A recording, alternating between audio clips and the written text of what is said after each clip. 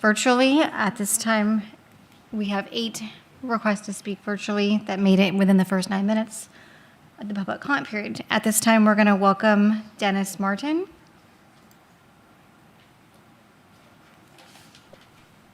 Good evening, Mayor and members of the council. I'm Dennis Martin, speaking on behalf of the Building Industry Association of the Bay Area. I call your attention to the BIA letter from our general counsel submitted earlier today regarding AB 712. AB 712, which took effect January 1st, fundamentally changes the risk to cities that choose to deny housing in violation of state law. The consequences are no longer theoretical. They are automatic, significant, and unavoidable. First, if the city denies the project and loses in court, you will be required to pay the applicant's attorney fees and costs. There is no requirement for bad faith, no legal escape hatch. If the city is wrong, taxpayers pay. Second, because the city has already received written warnings from the state, specifically from the Department of Housing and Community Development, those consequences escalate dramatically. If the city proceeds with a denial that is found to violate state laws like the Housing Accountability Act, the No Net Loss Law, or AB 130, the city will face mandatory fines of at least $10,000 per unit. And third, AB 712 imposes a second strike. If the city repeats this mistake during the current housing cycle and loses again on the same law, those fines jump to $50,000 per unit. That's a $2.5 million liability on this project, again, borne by the public. The legislature passed AB 712 for one reason: to stop cities from ignoring state housing law without consequence. Those days are over. So the choice before you tonight is not only a land use decision, it's a legal and fiscal one with very real exposure for the city. BIA strongly urges you to follow state law, heed the state's written guidance, and avoid putting Cupertino taxpayers at unnecessary and substantial risk. Thank you. Thank you. Next, we will welcome Louis Morante, followed by Andrew Kaw, followed by Lynn Yon. Welcome, Louis.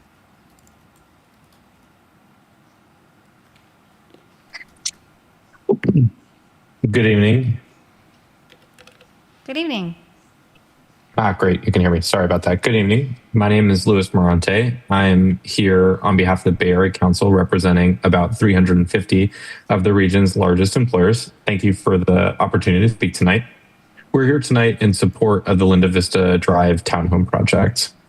I'd first like to share some context for why projects like this one matter so much to us. The National Association of Realtors recently reported that the median age of a first-time home buyer in this country has reached 40 years old, an all-time high. First-time buyers now account for a record low 21% of all home purchases. And here in the Bay Area, only about 1 in 5 households can afford the median priced home. And the region has accumulated a shortfall of hundreds of thousands of units over the past 2 decades. Even with the mandates now in place, various cities have collectively permitted only 8 to 11% of the required units, a quarter of the way through our current RHNA cycle. The people being squeezed out are younger workers and families who want to put down roots in the communities where they work and where they have loved ones and where they've grown up. Cupertino is home to some of the most important employers on earth, and that is something to be proud of. But our member companies tell us consistently the cost and scarcity of housing is a top factor driving talent out of the Bay Area. When a city with this concentration of jobs doesn't produce housing, the consequences show up across the entire region in longer commutes, worse congestion, and displaced workers. This project is a meaningful step towards changing that. The site is a priority housing site in the city's own certified housing element. It delivers 51 ownership townhomes, including 10 below market rate units, exactly the kind of for sale, family-sized housing the South Bay needs the most. This housing project is one that it goes above and beyond what the minimum requirements are, both in local ordinance and state law, and I urge your approval for the project tonight. Thank you. Thank you. Next, we will go to Andrew Kaw, followed by Lynn Yon, followed by Lisa Warren. Welcome, Andrew.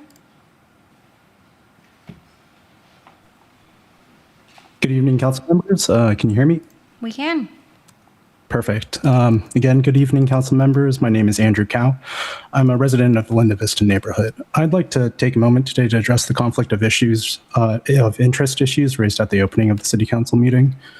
The current revision of the California Political Reform Act, Regulation Section 18702.2, defines material financial interest in a governmental decision as owning property located between 500 to 1,000 feet from a parcel, where the decision would alter the parcel's character by substantially altering traffic levels, intensity of use, parking, view, privacy, and/or noise level. These are all things that have been discussed at length. Councilwoman Sheila Mohan's residence, as stated, is 959 feet from the Evulich Court property line. Based on her statements today, she would have us believe that construction of 51 homes, the introduction of over 100 cards less than 2 minutes away from her property won't have an effect on it. It just doesn't pass the smell test. Pursuant to the rules of the California FPPC, the councilwoman has a material financial interest in this decision, and she needs to recuse herself. Earlier today, the City Attorney General stated that she and the councilwoman did not have time to consult with the Cal FPPC prior to this meeting. Respectfully, I disagree with that assessment. You haven't even reached out, let alone requested a formal assessment here. This issue was continued from a City Council meeting 2 weeks ago. This is plenty of prior notice. It doesn't take 2 weeks to make a phone call. Furthermore, the City Attorney also stated that she believes the councilwoman's recusal would be a disservice to our democracy. I believe this case demonstrates the exact opposite. The appearance of impartiality from our duly elected representatives is just as critical for confidence in our democracy as our civic duty to vote or contribute. Councilwoman Mohan, your peers on this city council have recused themselves admirably and ethically in similar situations before. I implore you to follow their precedent. Do the right thing. Recuse yourself from this vote.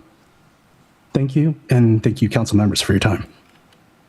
Thank you, Andrew. Next, we welcome Lynn Yon, followed by Lisa Warren, followed by Nicholas Kaw. Welcome, Lynn. Hello, can you hear me? We can hear you. Thank you. Good evening, everyone. This is Lin Yuan. I'm a Cupertino resident. I think number one, I'd like to request the same thing. Whomever has a conflict of interest should be recused from this voting. The other thing I think I heard there could be consequences. The city could be fined if they reject this project whatsoever. I think in the meantime, if this is for public safety, if it has to do with life and death, this is something worth fighting for. And it cannot be measured by money at all. So in this project, people say, oh, it's only adding 2 minutes of evacuation time. That's almost like asking, can you run 20 yards? Well, I think many of us can, but for somebody who is already in ICU, about to die, they cannot. And that's exactly the same situation as the traffic here as it is today. It is already very much sick. To get from Evulich Court to 7-Eleven, 8 a.m. to 9 a.m., 2 p.m. to 4 p.m., it takes about 15-20 minutes, which in the normal time it should be 2 minutes, 3 minutes. So if it were to happen, any wildfire it were to happen, it could happen anytime. It's not like average, average evacuation time. There's no average. The fire doesn't happen in an average way. We should target for the peak capacity, the peak demand, and then we should target that, not average. There's no average in a fire disaster. So that's the immediate impact of the neighborhood, safety related. I urge the city council to take a closer look at all those safety measures, making sure all these residents can rest assured. Otherwise, I would, ask for a bond from the city or from the developer to buy off from those neighbors who will opt to sell their house and move to a safer place to live in. Thank you. Thank you. Next, we will welcome Lisa Warren, followed by Nicholas Kaw, followed by Stephen Scharf. Welcome, Nicholas.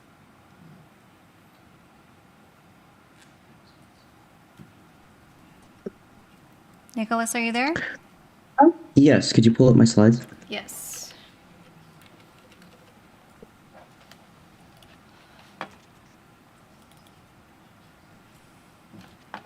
Well, that's been pulled up. Good evening, council members. Today I'll be discussing 3 fundamental issues that directly impact the safety, privacy, and quality of life for existing residents, privacy violations, fire safety concerns, and the interface risk between new and existing homes. What I'm showing over here is a letter I got from the Santa Clara County Fire Department that I will talk next. Next slide. First, let's talk about the privacy impacts. All right. The proposed development includes upper story windows that will directly face neighboring homes. These elevated sight signs will completely eliminate privacy for existing yards and even the Cupertino Club swimming pool. Imagine losing the privacy of your own backyard simply because new construction towers over your property. Second, we have serious fire safety concerns related to height, massing, and setbacks. The proposed building significantly exceeds the surrounding 1 to 2 story contacts. Let me be clear, 2,000 square foot homes are not starter homes as claimed. The vertical mass position near property lines creates problematic shadowing, visual dominance, and most critically, safety hazards.